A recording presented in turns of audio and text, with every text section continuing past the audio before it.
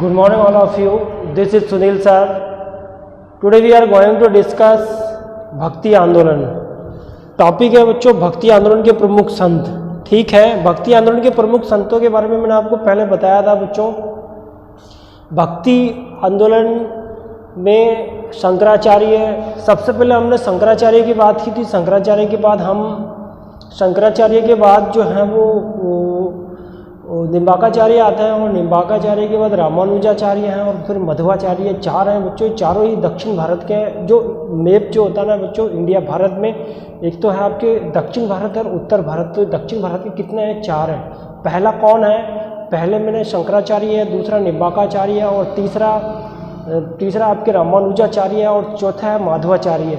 शंकराचार्य जो है बच्चों, शंकराचार्य का सबसे पहले मैंने आपको बताया था कि इनका केरल के केलाड़ी गांव में, दक्षिण भारत के जो सबसे कन्याकुमारी के पास में केरल का केलाड़ी गांव होता है, वहाँ इनका जन्म होता है. इनके गुरु जो होते हैं वो गोविंद इनको उपाधि प्रदान करते हैं, परमहंस की उपाधि प्रदान करते हैं. और ये परमहंस की उपाधि प्रदान 4 पीठ को स्थापित कर देते हैं. ये कितनी 4 पीठ को? बद्रीनाथ की उत्तर दिशा में ये बद्रीनाथ की पीठ को स्थापित करते हैं. इधर आप दक्षिण दिशा में देखोगे तो श्रृंगेरी की पीठ स्थापित करते हैं. पूर्वी दिशा में जाओगे तो आपको पता है कि द्वारिका में द्वारिका पीठ है. तो इनकी शंकराचार्य की 4 पीठ है. इन्होंने अद्वैतवाद का सिद्धांत बताया था. फिर अद्वैतवाद होता है, द्वैतवाद होता है, शुद्ध द्वैतवाद होता है, विशिष्टाद्वैतवाद होता है. अलग अलग विचारधाराएं होती है. सबका जाने का मार्ग एक ही होता है बच्चों, लेकिन सबकी विचारधाराएं अलग अलग होती है. ठीक है ना. सबकी जो है, सबका एक ही धर्म का मार्ग है, ईश्वर का मार्ग है, सत्य एक है, ईश्वर एक है. लेकिन उनके बोलने का, उनकी जो शब्द विचार व्यक्त करने का, जैसे दक्षिण भारत के जो 4 जो थे, शंकराचार्य, निम्बाकाचार्य, रामानुजाचार्य और आपके जो है माधवाचार्य, ये दक्षिण के थे. कन्नड़ भाषा का प्रयोग करते थे. और इससे पहले जो हिंदी भाषा का प्रयोग करने वाले एक ही आए थे, वो रामानुज आए थे. उत्तर भारत से थे रामानुज. वल्लभाचार्य उत्तर भारत से थे. उत्तर भारत से रामानंद. हालांकि रामानंद जो थे वो दक्षिण भारत के अलावार संत का नाम सुने हो बच्चों. अलावार है और एक नयनार है. अलावार का मतलब होता है भगवान वैष्णव, और नयनार का मतलब होता है भगवान शिव. अलावार जो है ना बच्चों, अलावार का जो वैष्णव भगवान की पूजा करते थे, और नयनार जो शिव भगवान की पूजा करते थे, वो नयनार थे. ठीक है, नयनार थे. और अलावार जो वैष्णव भक्त की पूजा करता है वो कौन है? अलवार है. और नयनार कौन है? जो शिव भगवान की पूजा करते थे. इनमें भी जो संत जो थे, अलवार जो थे, वो निम्न जातीय थे. और इनकी नम अलवार, पेरियल अम्बार, इनकी किताब, वो जो संत जो थे, निम्न अलवार है, पेरियल अम्बार और कुलशेखर है, भूतम है, वो उनके नाम है बच्चों, है ना. और भूतम है आपके, जो ये इनकी गीतों का एक संग्रह होता था. और नारी इरावरम इनकी किताब जो थी वो नारी इरावरम थी. ये जो थे वो भगवान विष्णु की भक्ति अलवार थे. और रामानुज जो थे वो राम की और सीता की भक्ति पर बहुत ज़्यादा बल देते थे. राम सीता की भक्ति पर इतना बल देते थे, इतना बल. ये राम सीता की जो भक्ति में पूर्ण रूप से, ये संपूर्ण रूप से उसमें चले जाते थे. श्री संप्रदाय, रामानुज ने श्री संप्रदाय बनाया था. फिर रामानुज जो थे, इनके 12 शिष्य थे. उनमें से 2 महिलाएं थी, 2 महिला शिष्य थी. निम्न श्रेणी के शिष्य थे. 4 वर्ण थे. वर्ण जो थे वो 4 थे, ब्राह्मण, क्षत्रिय, वैश्य, शूद्र. वेद के अंदर आपने देखा, प्राचीन वेद सबसे, जो ऋग्वेद जो था, ऋग्वेद, अथर्ववेद, सामवेद और यजुर्वेद, 4 वेद थे. वेद कितने हैं? 4. तो 4 वेद में सबसे पहले वर्ण व्यवस्था, ऋग्वेद के पुरुष सूक्त के 10वें मंडल के पुरुष सूक्त में सबसे पहले शूद्र शब्द का उल्लेख मिलता है. 4 वर्णों के अंदर सबसे श्रेष्ठ ब्राह्मण था. क्षत्रिय जो राजा की सेवा करते थे, और वैश्य जो व्यापार करते थे, और जो चौथे नंबर का शूद्र जो होता था वो 3 वर्णों की सेवा करता था. तो वर्ण के खिलाफ थे. कौन खिलाफ थे? वर्ण के खिलाफ कौन थे बच्चों? वर्ण के खिलाफ ये आपके रामानुज जो थे वर्णों के खिलाफ थे. वो ये सभी जातियों का प्रवेश जो था वो उनके संप्रदाय में होता था. पहले श्री संप्रदाय थे, फिर इन्होंने अपने नाम से रामानुज ने रामानंद संप्रदाय की स्थापना की थी. तो ये क्या है बच्चों? ये भक्ति का मूवमेंट है, भक्ति आंदोलन है. और सबका मार्ग क्या है? ईश्वर को प्राप्त करना. और सबका जो मार्ग होता है वो क्या होता है? वो एक ईश्वर को प्राप्त करना होता है. तो इसमें सबकी विचारधारा अलग अलग है. यहाँ आप देखोगे जो शंकराचार्य हैं उनके गुरु का नाम गोविंद भागवत था. इधर आपके जो गुरु है निम्बाकाचार्य, और उधर निम्बाकाचार्य के बाद में जो आपके रामानुजाचार्य, उनके गुरु का नाम यमुनाचार्य था. और इधर इनके संप्रदाय अद्वैतवाद है। ये निम्बार्काचार्य जो अद्वैतवाद है, सॉरी निम्बार्काचार्य के पहले शंकराचार्य अद्वैतवादी है। आत्मा और परमात्मा जो है ना बच्चों, ये कहता है कि आत्मा और परमात्मा ये दोनों का जो रूप है वो एक होता है। वो क्या होता है? एक रूप होता है। आत्मा और परमात्मा दोनों का मिलन हो जाता है, दोनों एक जगह आके मिल जाती है, उसी को क्या कहते हैं? अद्वैतवाद कहते हैं। अब इसके विपक्ष में थोड़ा सा आगे उनके विचार, निम्बार्काचार्य को देखो, उनके विचार थोड़े से अलग है। वो द्वैतवाद कहते हैं, निम्बार्काचार्य कहते हैं नहीं, आत्मा अलग है, परमात्मा अलग है। आत्मा और परमात्मा दोनों अलग है, लेकिन दोनों का अस्तित्व एक ही है। दोनों को जो है कहाँ? ईश्वर की तरफ जाना है, दोनों को धर्म के मार्ग पर जाना है, दोनों को परमात्मा से मिलना है। फिर अलग अलग होते हुए भी दोनों का जो स्वरूप है अलग अलग है, फिर भी उनका रूप एक ही है। ठीक है, ये इनके विपक्ष में, यानी जो शंकराचार्य जो है ना, उनके विपक्ष में कौन बोले? निम्बार्काचार्य बोले थे। यहाँ शंकराचार्य का जन्म केरल के केलाड़ी गांव में हुआ था। केरल से थोड़ा सा ऊपर चलो ना बच्चों, केरल से थोड़ा सा ऊपर जाते हैं तो निम्बार्काचार्य का जन्म मद्रास के चेन्नई में हुआ था। ठीक है, रामानुजाचार्य यानी थोड़ा सा ऊपर चलो, चेन्नई की थोड़ा सा इधर चलते हैं तो कर्नाटक आएगा। कर्नाटक का जो उडुपी है उसमें माधवाचार्य का जन्म हुआ था। और आपके रामानुजाचार्य जो है ये आंध्र प्रदेश, थोड़ा मद्रास के पास में आंध्र प्रदेश का तिरुपति मंदिर है, वहाँ रामानुजाचार्य का जन्म हुआ था। चारों दक्षिण के हो गए ना, पहले का केरल में जन्म हुआ था, दूसरे का आपके जो निम्बार्काचार्य चेन्नई मद्रास में हुआ था, तीसरा रामानुजाचार्य जो तीसरे नंबर के हैं उनका कहाँ हुआ? तीसरे नंबर का जो है रामानुजाचार्य आंध्र प्रदेश में, मद्रास के पास आंध्र प्रदेश में। और चौथा माधवाचार्य का जन्म, माधवाचार्य जो कर्नाटक के उडुपी में। चारों पास पास में ही है। तो ये चारों कौन है? दक्षिण भारत के ये भक्ति आंदोलन के चार संत है ये। ठीक है, ये दक्षिण भारत के चार, मैंने आपको बताया चारों के, पहला अद्वैतवादी है, दूसरा द्वैतवादी है, पहला अद्वैतवादी, दूसरा द्वैतवादी, 4 बातें मैंने की। ठीक है, चारों के मैं नाम लिखता हूँ। पहले नंबर कौन है बच्चों? ये पहले नंबर का कौन है? पहला शंकराचार्य। ये पहला कौन है? ये शंकराचार्य। ठीक है, दूसरा नंबर यहाँ पहला नंबर कौन है?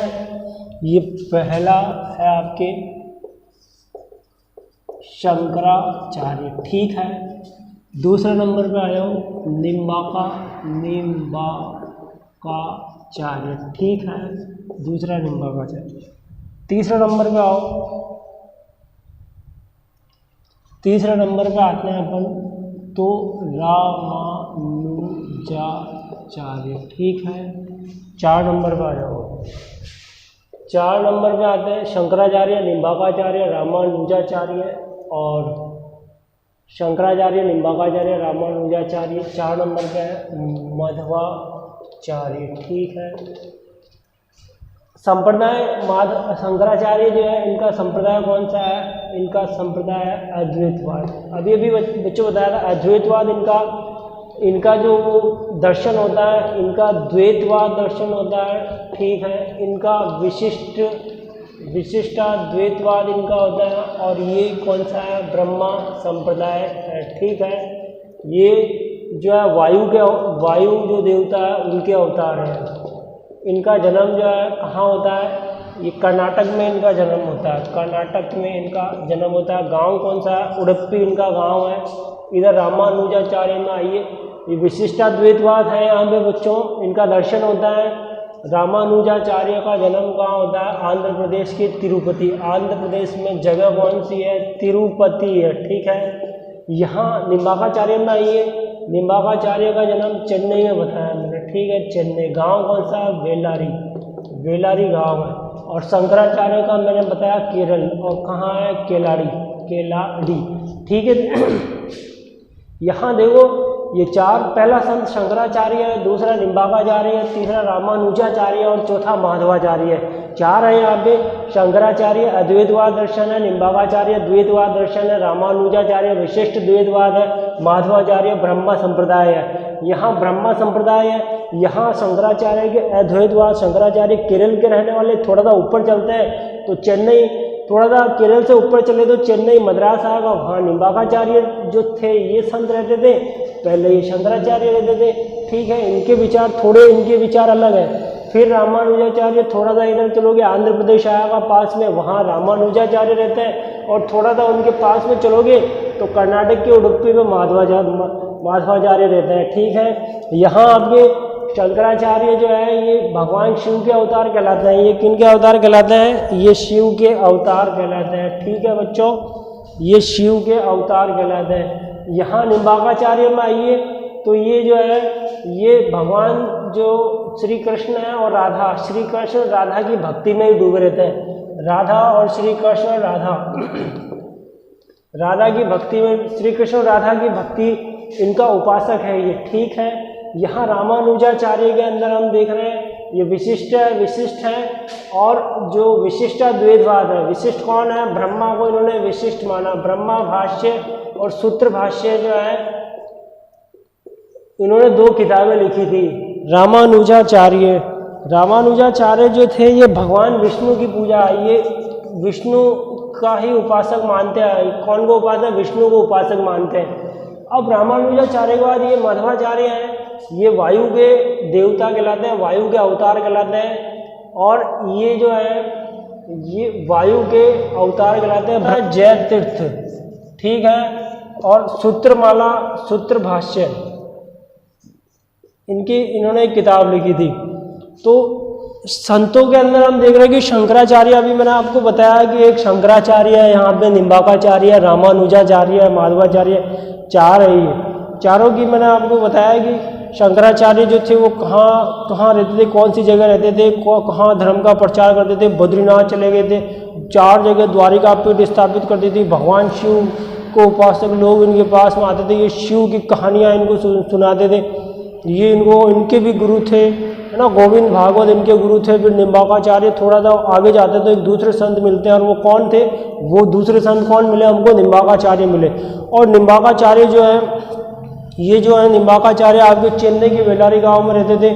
इन्होंने थोड़ा अलग भगवान श्री कृष्ण की वो ये बात कर रहे थे, भगवान शिव की बात कर रहे थे कि भगवान शिव की तीसरा नेत्र होता है और भगवान शिव जो है वो सबके रक्षक होते हैं, पूरी दुनिया भगवान शिव को मानती। यहाँ ये शिव का गाना गा रहे हैं कौन? शंकराचार्य।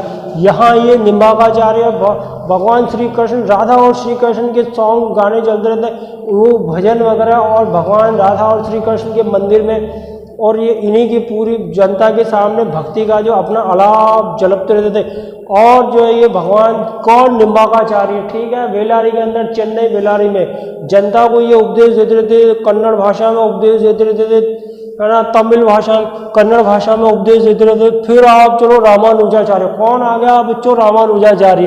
रामानुजा थोड़ा सा ऊपर चले तो आंध्र प्रदेश का कौन सी जगह आ गई?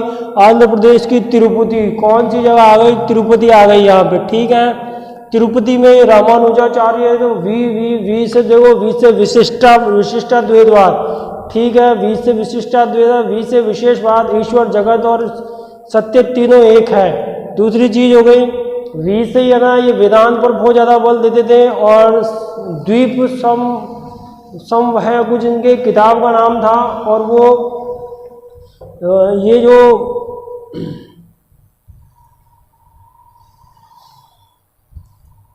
सार संग्रह दीप सब है, सार संग्रह इनके किताब का नाम था। वो जो रामानुजाचार्य जो है वी से आपको ध्यान रखना, वी। ठीक है, वी यहाँ वी से हो जाएगा विशिष्ट। ठीक है, वी से विशिष्ट हो जाएगा यहाँ पे, और वी से ही विशिष्टाद्वैतवाद हो गया ये। ठीक है, वी से वेदांत पर ये बल देते थे। और वेदांत से एक किताब है सार संग्रह, सार संग्रह सब मह दीप, सार संग्रह दीप सब मह। ठीक है, ये इनकी किताब का नाम है। विशिष्टाद्वैतवाद और ईश्वर जगत सत्य, ये कहता है कि ईश्वर है, जगत और सत्य सब एक है। ये जो है तीनों पर विश्वास करते थे, ईश्वर जगत और सत्य तीनों पर क्या करते थे? विश्वास करते थे। तो यहाँ ये रामानुजाचार्य आ गए थे। कौन आ गए थे? रामानुजाचार्य। विशिष्टाद्वैतवाद कि भगवान जो विशिष्ट है और एक देवता का रूप है, विशिष्ट है, एक देवता का रूप है। फिर माधवाचार्य में चले गए तो वायु के देवता है। वैसे भी उडुपी इनका गांव था, और कर्नाटक में, और वायु के अवतार कहलाते थे। ब्रह्म संप्रदाय इन्होंने चलाया था। इनका भी एक मित्र था, जयतीर्थ था, और वो सूत्र भाष्य लिखा था। कौन सा भाष्य लिखा? सूत्र भाष्य लिखा था। ठीक है ना। अब देखो 1 2 3 4 चीजें बताइए यहाँ पे भक्ति आंदोलन में। पहला नंबर बच्चों शंकराचार्य हो गया ना, दूसरा नंबर कौन है निम्बाकाचार्य, तीसरा नंबर कौन हुआ रामानुजाचार्य, और 4 नंबर पर कौन हो गया आपके माधवाचार्य। चारों कौन सी जगह दक्षिण भारत के रहने वाले थे। दक्षिण भारत में भक्ति आंदोलन की जड़ें जो थी वो दक्षिण भारत में जमी थी, और यहीं से वो रामानुज जो थे वो आलावार और नैनार यहाँ की भक्ति को उत्तर भारत में लेकर गए थे। और रामानुज जो थे वो सभी धर्मों के लिए अपने धर्म, सभी जातियों के लिए अपने धर्म के मार्ग खोल दिए थे कि कोई भी जाति का पर्सन जो है अगर भक्ति में इंटरेस्ट रखता है और भक्ति जो उसको अच्छा लगता है, कहानियाँ सुनना, भजन सुनना उसको अच्छा लगता है, और भगवान आत्मा परमात्मा इन सब चीज़ों को अच्छा लगता है, जानना अच्छा लगता है, और जो है खोज करना अच्छा लगता है, और इससे सारे लोग रामानुज के पास में आते थे। ठीक है बच्चों, अब 2 तुलना करेंगे, वल्लभाचार्य की तुलना और रामानुज की तुलना। तो ये जो है भक्ति मूवमेंट वाला टॉपिक है ये। ठीक है, भक्ति मूवमेंट वाला टॉपिक है, यानी भक्ति जो है आंदोलन जो चल रहा है कि जो प्रमुख संत थे उनके विचार क्या थे। ठीक है बच्चों, विचार जो होते हैं वो चेतन अवस्था और अचेतन अवस्था दोनों में किस तरह ये काम करते हैं ये। ठीक है, विचार जो होता है वो व्यक्ति का विचार, यहाँ है आपके वल्लभाचार्य, ये वल्लभाचार्य। ठीक है, और यहाँ है आपके रामानुज है ये। ठीक है, रामानुज रामानंद है। यहाँ कितने हैं 2 हैं बच्चों। ठीक है, रामानंद है। और यहाँ देखिए वल्लभाचार्य। अब यहाँ वल्लभाचार्य जो है इनका जन्म जो है वो काशी वाराणसी जो है बनारस, काशी को वाराणसी भी कहते हैं। यहाँ यात्रा के समय ही वल्लभाचार्य का जन्म, एक यात्रा हो रही थी बच्चों। घटना ऐसे होती है कि जो वल्लभाचार्य ये तेलंगाना के निवासी थे और ये घूमने के जा रहे थे, दर्शन करने जा रहे थे, बनारस काशी के दर्शन करने जा रहे थे, और वहाँ जाते यात्रा के समय इनका जन्म हो गया था। और जन्म हो गया, फिर वल्लभाचार्य जो थे जब ये बड़े हो गए थे, ये भक्ति में डूब गए थे, आत्मा परमात्मा की बातें करने लगे थे, पुष्टि मार्ग का इन्होंने सिद्धांत दे दिया था। वल्लभाचार्य ने किताबें लिख दी थी, 2 किताबें लिख दी, अणु लिख दी, सुबोधनी लिख दी। अणु से अणुभाष्य किताब लिखी इन्होंने, अणुभाष्य किताब लिखी। और सुबोधिनी है बच्चों, ये सुबोधनी सिद्धांत। ठीक है, ये सुबोधनी सिद्धांत ये पहली किताब है, और ये दूसरी, कितनी 2 किताबें लिखी थी। काशी वाराणसी जो है यहाँ इनका जन्म हुआ, कौन के समय, यात्रा के समय, जब कोई यात्रा चल रही थी और यात्रा के समय यहाँ इनका जन्म होता है। और फिर देखिए काशी वाराणसी में इनका जन्म हुआ, अणुभाष्य और सुबोधनी सिद्धांत इन्होंने लिखा है ना। अणुभाष्य और सुबोधनी ये किस पर है, भक्ति पर है। ये धर्म जो है भक्ति मार्ग, ईश्वर की भक्ति है, धर्म का मार्ग जो है उस पर बल दिया गया। ये भगवान श्री कृष्ण की बालक के रूप में पूजा करते थे। बालक, भगवान श्री कृष्ण जो है उसको बालक के रूप में इनके उपासक थे। ठीक है बच्चों, उपासक थे। यहाँ वल्लभाचार्य जो है, वल्लभाचार्य ने यहाँ पर ये क्या करते हैं, इनके 16 ग्रंथ हैं। 16 का मतलब होता है 16। उसमें से प्रमुख जो है वो प्रमुख कौन सा है, एक तो जैसे पत्रालंबन है। ठीक है, पत्रालंबन है। 5 श्लोक हैं। एक है पुरुष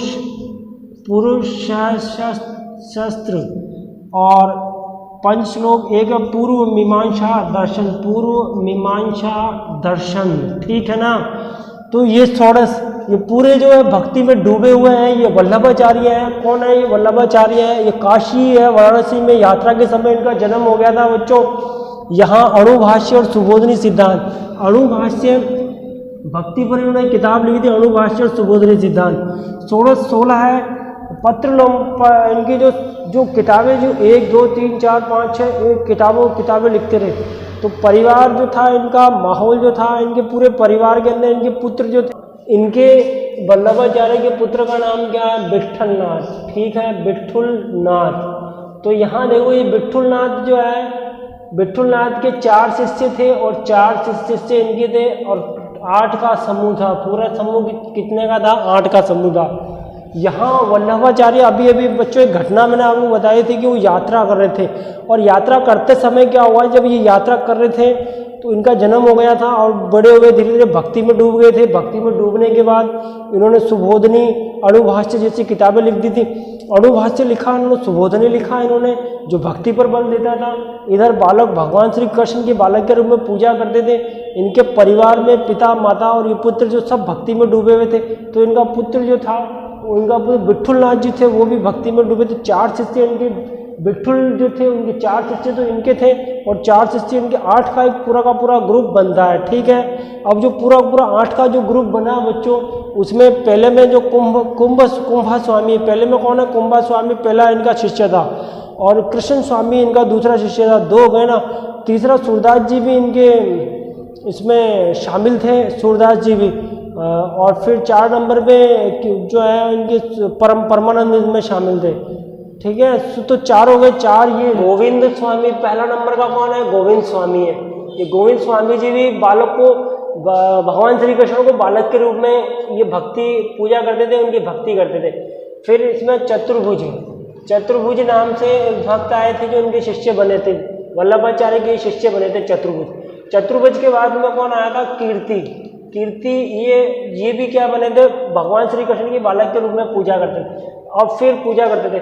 फिर आपकी कीर्ति के बाद में कौन आया यहाँ पे, गोविंद स्वामी है, चतुर्भुज है, कीर्ति और शीति है बच्चों। कौन है, शीति है। ठीक है, तो ये 4 है। ये कितने, 4 तो ये वल्लभाचार्य के हैं, और 4 ही कितने, विठुलनाथ के हैं। 4 ही कितने, विठुलनाथ का पहला कौन है, कुंभा है। पहला कौन है, कुंभा स्वामी, पहला नंबर।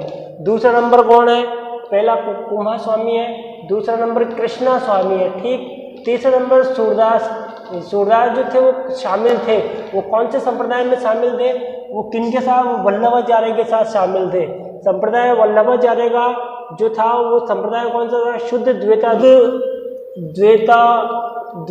ठीक है, ये बिल्कुल पवित्र थे, शुद्ध थे। ये शुद्ध थे, पवित्र का मतलब क्या होता है, शुद्ध। अग्नि के अवतार कहलाते थे, ये अग्नि के अवतार कहलाते थे। सूरदास हो गया, परमानंद, ये 4। तो 4 तो ये इनके बेटा जो है विठुल है, इनका बेटा कौन है बच्चों, विठुलनाथ है इनके बेटे। विठुलनाथ के ये 4 है, और वल्लभाचार्य शिष्य तो इनके बेटे के थे, और विठुलनाथ के पिता वल्लभाचार्य के कितने हैं, 4 है।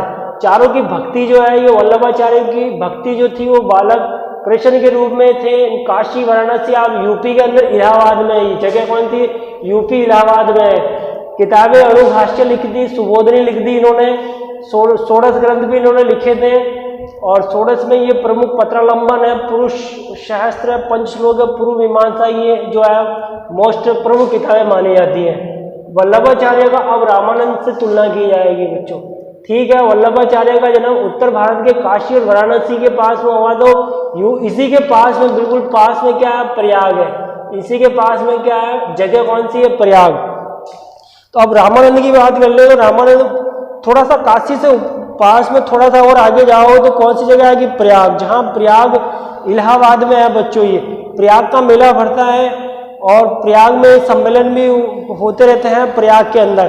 तो यहाँ प्रयाग जो है जगह जो है, वहाँ पे रामानंद जी का जन्म होता है। रामानंद जी एक ऐसे व्यक्ति जो थे, वो उत्तर भारत से दक्षिण भारत में गए थे बच्चों। जैसे एक ऋषि जो था, उस ऋषि का नाम था, एक घटना आपको मैं सुनाता हूँ। एक अगस्त्य ऋषि है, और अगस्त्य ऋषि जब जो है उत्तर भारत में अपनी संस्कृति का ज्ञान देने के लिए दक्षिण भारत जा रहे होते हैं। वो उत्तर भारत से आ रहे होते हैं। इधर आपके मध्य प्रदेश के पास विंध्य पर्वत है।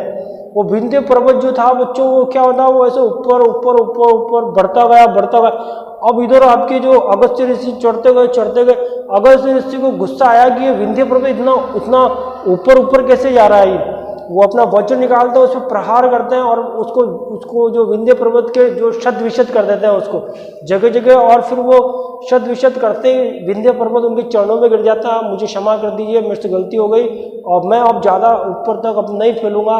तो अगस्त्य कहते हैं कि मैं वापस लौट कर आऊँगा, और मेरे लौट कर आने तक जो तुम अपने मुझ में वापस लौट कर आऊँगा, और मेरे वापस लौट कर आने तक तुम अपने आकार को छोटा ही रखोगे, बड़ा नहीं करोगे।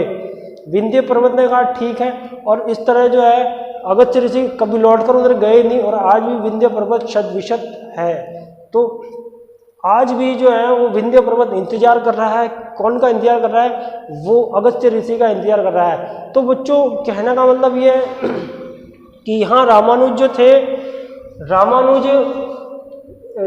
रामानंद जो है बच्चों, यहाँ पे रामानंद काशी के प्रयाग में इनका जन्म हुआ था। और ये भक्ति जो है का प्रचार करने उत्तर भारत से, जिस तरह से अगस्त्य ऋषि संस्कृति का प्रचार करने के लिए दक्षिण भारत में गए थे, उसी प्रकार यहाँ रामानंद भी उसी प्रकार संतों की जो होती है वो तमिल, जो वहाँ की जो लैंग्वेज है, वहाँ की धर्म है, वहाँ की भक्ति है, वहाँ की आत्मा, परमात्मा, ईश्वर, जगत, सृष्टि, ऐसे मोक्ष, परमानंद की प्राप्ति और ऐसे बहुत सारे भक्ति के कई सिद्धांतों को लेकर बच्चों ये दक्षिण भारत से आते उत्तर भारत में आ जाते हैं ये। और प्रयाग के यहाँ आगे अपना वही एक जमवाड़ा बनाते हैं।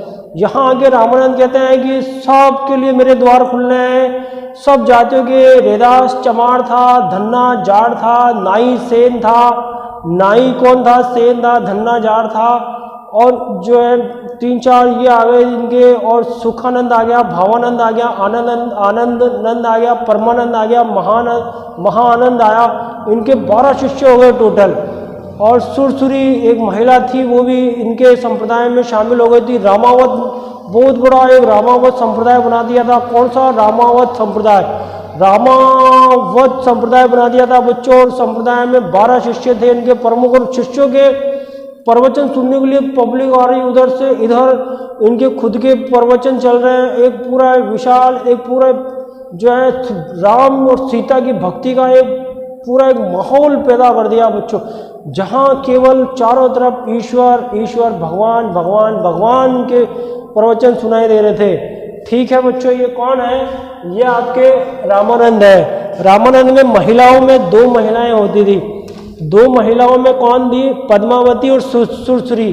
पद्मावती पहला वो धन्ना जाट था, नाई जो था वो सेन था। कई बार कंपटीशन में ये पूछ लेते हैं बच्चों, पूछा गया है, ये पूछ नहीं लेते हैं, ये अनगिनत बार ये पूछा गया है कि धन्ना कौन था, सेन कौन था, कितने रामानंद के कितने शिष्य थे। रामानंद ने अपने उपदेश जो थे वो कौन सी लैंग्वेज में दिए थे? रामानंद ने अपने उपदेश जो थे वो हिंदी भाषा में दिए थे। इनसे पहले कोई तमिल में दिए, किसी ने कन्नड़ भाषा में उपदेश दिए और संस्कृत में दिए थे। रामानंद ही पहले पर्सन हुए थे जिन्होंने हिंदी के अंदर उपदेश दिए थे। यहाँ सेन कौन है? नाई है यहाँ पे। यहाँ रेदास चमार है। और कबीर का नाम आता है बच्चों। कबीर का नाम मेरे दिमाग से निकला था। कबीर होता है जुला। कौन है? जुला। जो ये कपड़े बुनने का काम करते हैं ना, उनको जुलाहा कहते हैं। उनको क्या कहते हैं? जुलाहा कहते हैं। भावानंद है, सुखानंद है, आनंद है, परमानंद है और महा आनंद है। इनके जो शिष्य जो 12 शिष्य थे। कितने शिष्य थे? 12 शिष्य थे। ठीक है बच्चों। और पहले श्री संप्रदाय था और बाद में उन्होंने अपना एक खुद का संप्रदाय बनाया और वो रामावत संप्रदाय कहलाता है। कौन सा संप्रदाय कहलाता है? रामावत संप्रदाय कहलाता है। अब मैं आपको ये बता रहा हूँ, आप देखो कि ये भक्ति मूवमेंट चल रहा था। शुरू से देखते हैं एक बार वापस, शंकराचार्य से शुरू किया था। सबसे पहले कौन आए थे बच्चों? शंकराचार्य आए थे। ठीक है। दूसरे नंबर पे कौन आते हैं? निम्बाकाचार्य आते हैं। तीसरे नंबर पे कौन आते हैं? रामानुजाचार्य आते हैं। 4 नंबर पे कौन आएगा बच्चों? 4 नंबर पे माधवाचार्य। चारों दक्षिण भारत के होते हैं। कौन कहाँ के होते हैं? दक्षिण भारत के होते हैं 4। उत्तर भारत के 2 बताए मैंने आपको। पहला वल्लभाचार्य, ठीक है, और दूसरा कौन बताया? रामानंद। सबसे फेमस कौन होते हैं इसमें? रामानंद। कंपटीशन में सबसे ज्यादा क्वेश्चन कौन में से आता है? रामानंद में से आते हैं। ठीक है। वल्लभाचार्य का भी कई बार कंपटीशन में आया हुआ है। वल्लभाचार्य का वो संप्रदाय पूछते हैं, इनका दर्शन पूछते हैं। वल्लभाचार्य का दर्शन कौन सा है? वल्लभाचार्य का दर्शन जो है शुद्ध द्वैता द्वैत है। शुद्ध का मतलब पवित्र। पवित्र क्या है? अग्नि। ये अग्नि के अवतार है। ठीक है। शुद्ध का मतलब क्या है? अग्नि। अग्नि का मतलब पवित्र, और पवित्र यानी शुद्ध। शुद्ध देता द्वैतवाद। ठीक है। उड़ना, उड़प्पी। उड़प्पी गांव कौन सा है? कर्नाटक के उड़प्पी गांव में जन्म हुआ था किसका? कर्नाटक के उड़प्पी गांव में माधवाचार्य का जन्म हुआ। उड़प्पी यानी उड़प्पी। उड़प्पी से बना उड़ना, और उड़ना जो है उड़ते यानी वायु। वायु के अवतार कौन है? माधवाचार्य। ठीक है बच्चों। वी रामानुजाचार्य में आप वी से विशिष्ट द्वैतवाद, विशेषवाद, सत्य ईश्वर जगत। वी शब्द है, वी शब्द, वी से वेदांत, वेदांत पर बहुत ज़्यादा, वी से आपके ब्रह्मा भाष्य, ब्रह्मा श्री भाष्य, ठीक है। ये इस तरह ये भक्ति आंदोलन का टॉपिक चल रहा है बच्चों। ये इसका नेक्स्ट वीडियो जब आएगा तो इसके अगले संतों का तुलनात्मक अध्ययन किया जाएगा, इनकी रोचक जो बातें हैं वो आपको बताई जाएगी, तैयारी कीजिए। Thank you very much, best of luck.